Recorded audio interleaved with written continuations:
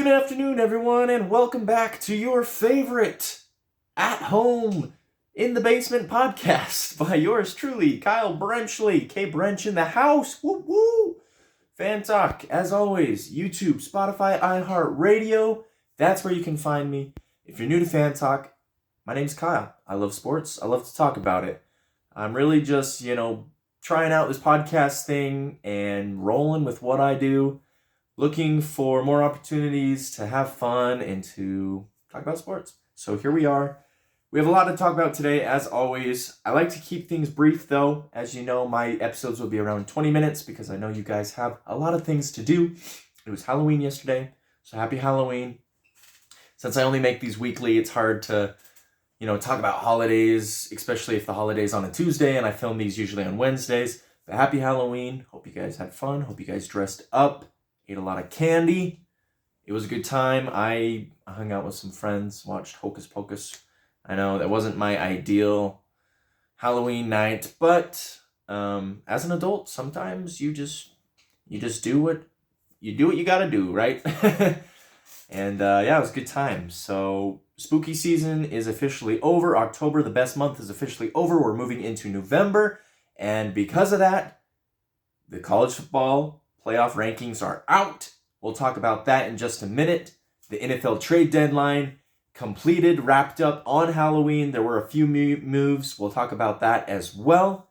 And World Series action coming to a close.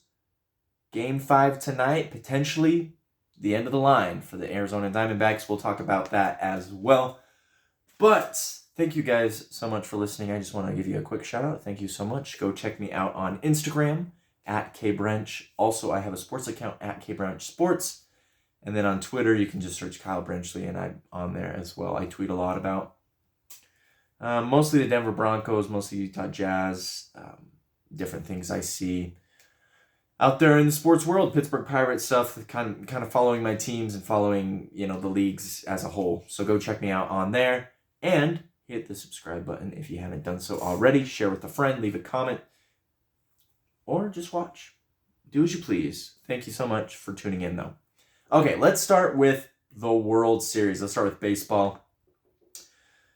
Wow. It's been an incredible World Series so far. Especially, really, if you're both fans of teams, both teams haven't been there in a long time, but especially if you're a Texas Rangers fan, and specifically, I'm talking Corey Seager here. Man, Corey Seager, Mr. Clutch.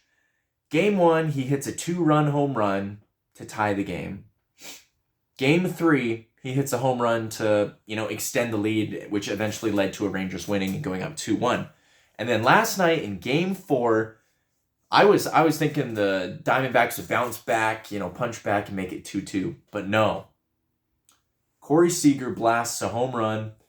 I think it was a 2-run home run, maybe it was a 3. But anyways, the Rangers get out to a 10-0 lead. And, it's hard to come back 10-0 in baseball in the postseason when you have really good pitchers in the bullpen pitching against you. So Corey Seager, holy cow, that man is on fire. The Rangers are playing hot right now. I think coming in, we knew that the Rangers were a better team, but the Diamondbacks were definitely, scrappy and were going to fight. And they did put up a fight. They did score a couple runs to make it somewhat close there in Game 4. Game 5 is tonight, 6 p.m. at Mountain Standard Time. I'd like to see the Diamondbacks fight back and extend the series at least one more game, make it competitive, but we may have a World Series champion crowned tonight on Fox. So we'll see next episode, next week. Either way, next week we'll have a World Series champion. Like I said, I only do this once a week. So we'll see. If the Diamondbacks do win tonight, Game 6 will go back to Texas on Friday night. So keep an eye out for that. I'm just glad that it's two teams that we haven't seen for a while, and I think America can agree with me. I think you guys can agree with me. Either way it goes, it'll be great. I think it'll be really great for the Rangers because they've never won it. It'd also be great for the Diamondbacks because currently Phoenix and Arizona is just a really... They've had a rough go with sports in the last little while. The Coyotes in hockey are terrible. The Cardinals are a troublesome organization. have not been good for a long time. The Suns almost won it a couple years ago, but now they have Durant, Booker, and Beal. Hopefully they can figure out something there. And the Diamondbacks, obviously haven't been good for a long time either. So this will be really good for Arizona as well. We'll just have to find out tonight. Again, 6 p.m. Mountain Standard Time on Fox. Texas wins. They're World Series champions. Diamondbacks win. We go to Friday. Okay, let's talk about the college football playoff. So we officially made it to week 10 in college football. And that's when the college football playoff rankings come out. Up until then, they just do the AP and coaches poll. And then about midway through the season, they come out with the college football rankings. And then this is what the committee uses to go off of. This is the official rankings going forward. So, on Halloween is when they came out. Actually, I think it was Monday. Maybe it was Halloween. But either way, they came out with college football playoff rankings. It was Halloween because it was Tuesday. Sorry. It's been a weird week. I was thinking today was Thursday. It's only Wednesday. But we're hanging in there. We're good. So it came out, and here's what it is. If you haven't seen it already, you can go check it out. You can just search on Google, or ESPN has it. And the college football playoff currently has 4 teams that get in, the current format. And so these are the 4 teams that would get in. At number 4 would be Florida State. Florida State is 8-0, top of the ACC, has not lost. Number 3 would be Michigan. Michigan is 8-0. They haven't lost in the Big Ten. Georgia would be number 2, and Ohio State would be number 1. Which is interesting because if you're following along in the AP poll all season, then Georgia has been the clear number 1 all season, with Michigan at 2, Ohio State at 3, and then Florida State at 4. From what I gathered, from what I've read, and what has been explained to me, the committee believes that Ohio State has the best resume out of all these teams. Michigan really hasn't played anybody. Georgia really hasn't played anybody. They've been dominant. Both teams have clearly been the better team in every single game and have showed that they're really dominant. But the committee was going off resume and quality wins, something they call the eye test. And so Ohio State just has a couple more better wins. They had that really good win against Penn State, also against Notre Dame. Both were top 10 teams when they beat them. So that's why they're number 1. And again, it's only week 10. There's, 4 more weeks in the season. So nothing solidified yet. But initial thoughts going forward, I think they made the right choice. All those 4 teams are currently undefeated. All those teams have looked dominant in every game. Washington is number 5, and they're probably at number 5 because they've had a few rough weeks where they almost lost to Arizona State, and where they looked kind of shaky. And then Oregon comes in at 6 at 7-1, Texas at 7, Alabama at 8, Oklahoma 9, Ole Miss at 10. So pretty much we're at the point of the season where moving forward, every win counts, every loss hurts you, and the committee is going to be looking at the strength of the schedule. I think a big thing they're going to look at is the eye test. That's something they've come out and pretty much said that Ohio State is number 1 because they've beaten teams already, whereas Georgia and Michigan are yet to face that. I think the Michigan-Ohio State game is going to be so big this year, it's going to have implications. I think the winner of that game makes it into the college football playoff automatically. The loser still might get in as well. The Big Ten puts in a lot of effort, and they get a lot of big-time names in there. But it'll be interesting to see if Florida State can get in, if Washington or Oregon, because usually you get an SEC team or 2, a Big Ten team or 2, and then the Big 12 champion. And so sometimes the ACC and the Pac-12 are left out. So one of those conferences will be because, Power 5 conference, there's only 4 spots. We'll see how it goes, but it should be exciting. Keep an eye on that. Some big matchups this Saturday in college football. So watch those. And ladies and gentlemen, it's going to be fun. Football is revving up for some good times. Good times. Shout out to Air Force for making the top 25. First time in a long time. They are currently 8-0 as well. Okay. So baseball done, college football done. Let's talk about the NFL. Let's shift to the NFL. So October 31st, yesterday, Halloween, NFL had their trade deadline. And initially, initial reactions for the first initial thought is that this trade deadline was a little more quiet than usual, which is fine. I think in today's society, people are really big on the, big fireworks, big names, like the NBA offseason was really big. You had Chris Paul moving on. You had Bradley Beal going to Phoenix.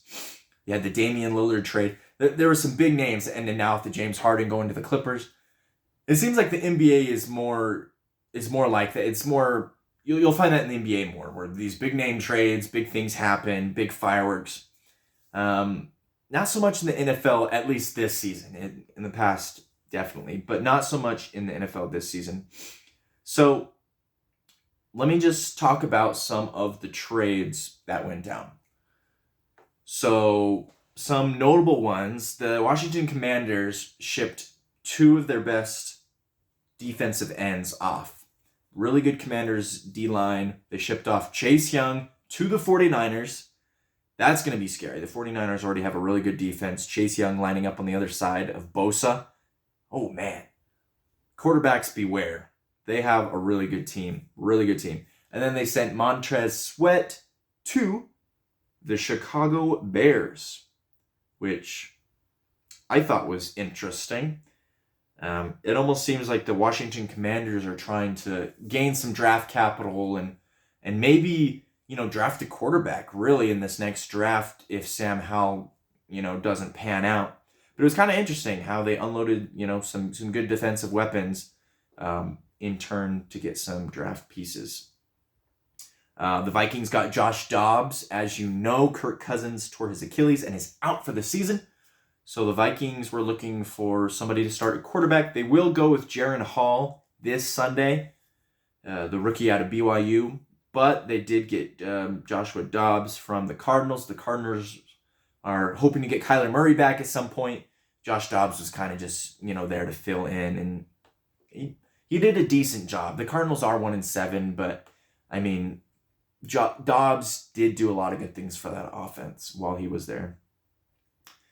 The Bills get Rasul Douglas. That's a big one. They get it. They get him from the Packers.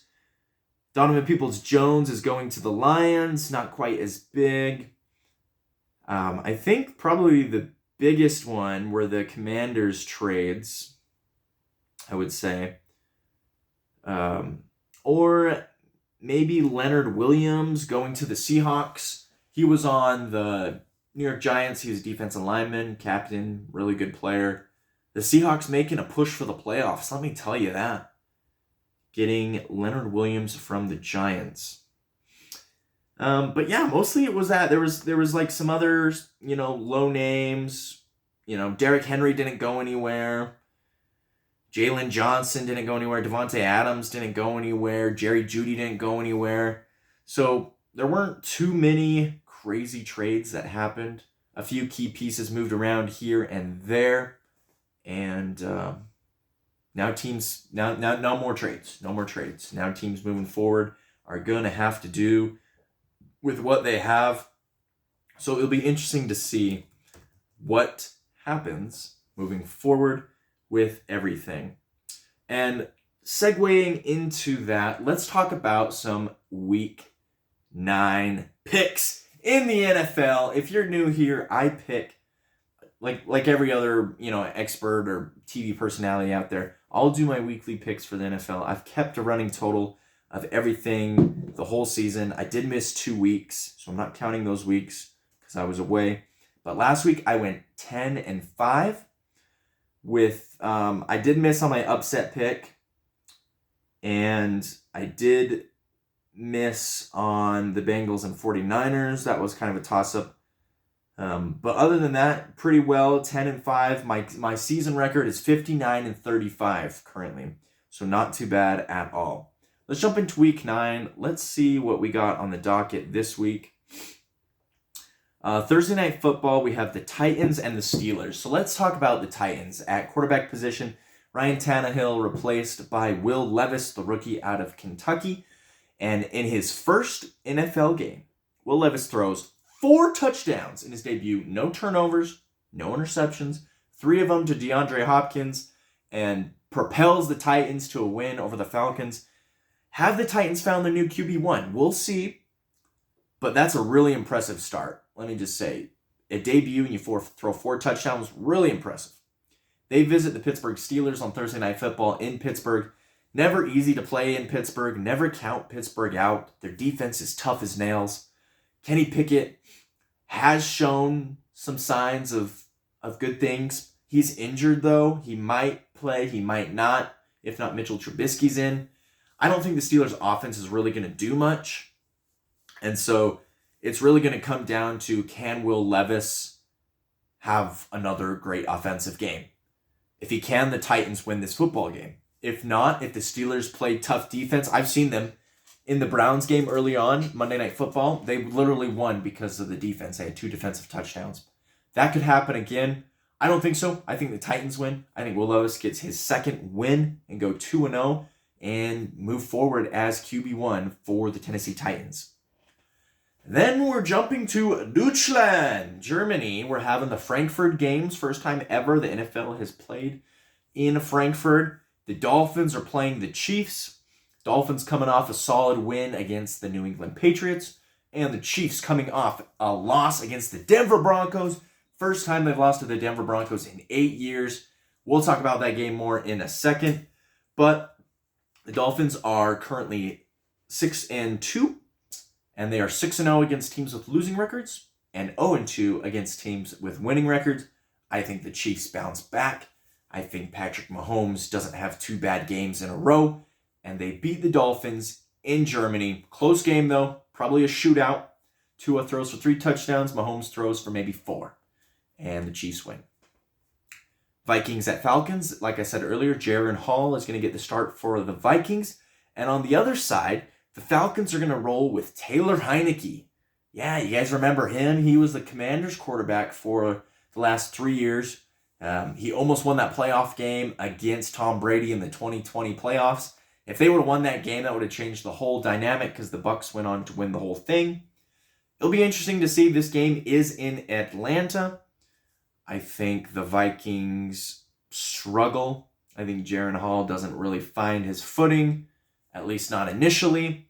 And I think the Falcons win this one at home. They might need a Young Wei Koo game-winning field goal to get them there, but Falcons in that one. The Bears are visiting the Saints. The Saints have played up and down football all year. They played very well last week. I like the Saints in this one. Rams at Packers. This one will be difficult because Matthew Stafford is probably going to be out, so Brett Rippon's going to be in there playing against Jordan Love. This game is in Lambeau Field, Green Bay, so I think the Packers win this one. Their season's pretty much fallen apart, so they need to win fast. So give me the Packers. Commanders at Patriots. This one's tough as well. It is in Foxborough. Mac Jones and the defense. Bill Belichick. Might be cold. Give me the Patriots over the Commanders. I'm rolling with the whole home team so far. I've picked the home team and everyone so far except for Titans. Ooh, this might be the matchup of the week, if not, one of the matchups of the week. You have the Seahawks against the Ravens. Now, the Seahawks, like I said, just acquired Leonard Williams. They've been playing very well. They squeaked out that win against the Browns. Geno Smith in the offense looks very good. And the Ravens kind of played lackluster last week, but the Ravens are very good as well. I'd imagine this would be a really good game for defenses, but also for Lamar and Geno to really show what they got. This game is in Baltimore, so give me the Baltimore Ravens. Buccaneers at Texans. Baker Mayfield's he's struggling. He's not getting there. They have no run game. Texans are surpassing expectations. They only won 3 games last year. At this point, they've won just as many. This game is in Houston. I am not going to go with the home team this time. I'm going to pick the Buccaneers to beat the Texans. Cardinals at Browns. Like I said, Josh Dobbs is not on the Cardinals anymore. They're going to roll with a guy I don't even know. I'm sorry, I apologize. Look it up. You'll see if he does well. I think the Browns defense gives him nightmares all day long. Low-scoring game in the dog pound, but the Browns win Colts at Panthers. This is an interesting one, the Battle of the Blues. Kind of funny story, at my local Ross, there's some Brian Burns and Jeremy Chin jerseys for $40 down at my local Ross. So if you live here in the area, go check it out. If you're a Panthers fan, I don't know any Panthers fans, but there's that. Colts at Panthers. Panthers coming off their first win. Game-winning field goal by Eddie Pinheiro. I think that was really good for Bryce Young and his confidence moving forward. They're not a horrible team. They're not. The Panthers are not a horrible team. But they're not a great team. And neither are the Colts. And the Colts have really struggled. So give me the Panthers at home. 2 games in a row, 2-game win streak. I'd like to see Bryce Young succeed, at least for a little bit. Giants at Raiders. I think the only people watching this game will be Giants and Raiders fans. It's going to be a barn burner. Josh McDaniels just got fired as the Raiders head coach. Jimmy Garoppolo just got benched. They're riding with Aiden McConnell. And the Giants are a mess as well. They blew a lead to the Jets. They look terrible. It's not good for them. I think the Raiders win this one. And the reason I'm so hesitant is because it almost seems like this game's going to be a 3-3 tie. So I'm not going to pick a tie because ties aren't very likely. But I think the Raiders squeak this one out very, very narrowly. Now, this is the game of the week. Cowboys at Eagles. Both teams are the firepower of the NFC East. I like the Cowboys' defense. I like the Eagles' offense. It'll be a clash to see who comes out on top. I think the Cowboys win this one. Cowboys are 2-1 against Jalen Hurts. Jalen Hurts is only 1-2 against the Cowboys. And the Cowboys' defense is just scary. And the offense is rolling. It's going to be a high-scoring game, I think. But I think Jalen Hurts, he's been interception prone. I think he throws a late-game interception, and the Cowboys win close. Might even be an overtime game. Bills at Bengals. Sunday Night Football. This will be fun as well. I like the Bengals in this one because not just because they're at home, but Joe Burrow's finally finding his groove. They took out the 49ers. Really good 49ers team in San Francisco. The Bills are a good team, but they've kind of limped their way to this point. They haven't really been the dominant team that we've known. They haven't really been scary. I think the Bengals are scary now, so give me the Bengals. And Monday Night Football, we have Jets and Chargers. Give me the Chargers. I think Justin Herbert can throw past this tough Jets secondary. And this is a game for the Chargers defense to really step up against a struggling Zach Wilson and the New York Jets offense. So there you go. Those are my picks for Week 9. Broncos are on bye. They finally beat the Chiefs. I have to give them a shout out. Really good game by the defense. Vance Joseph, we are all sorry. We believe in you now. Currently 3-5. They did not make any moves at the trade deadline, which may come back to haunt them. But, they were just really feeling themselves after that Chiefs victory. First time in 8 years, like I mentioned. Patrick Mahomes was 12-0 against the Broncos until that game. Now he's 12-1. Denver really came to play. I'd love to see their defense step up and do more of that in the future. But there you go. There's the NFL. Again, watch the World Series tonight. Keep an eye on college football playoff rankings and watch some games this Saturday. And as always, the NFL is fun and exciting to watch as well. This has been Fan Talk by yours truly, Kyle Brenchley. You can find this podcast on YouTube and on Spotify. Give me a like, a follow, subscribe, a comment, whatever it is. Thank you for your support, and thank you guys. Have a great first week of November, and we'll see you guys next week on Fan Talk.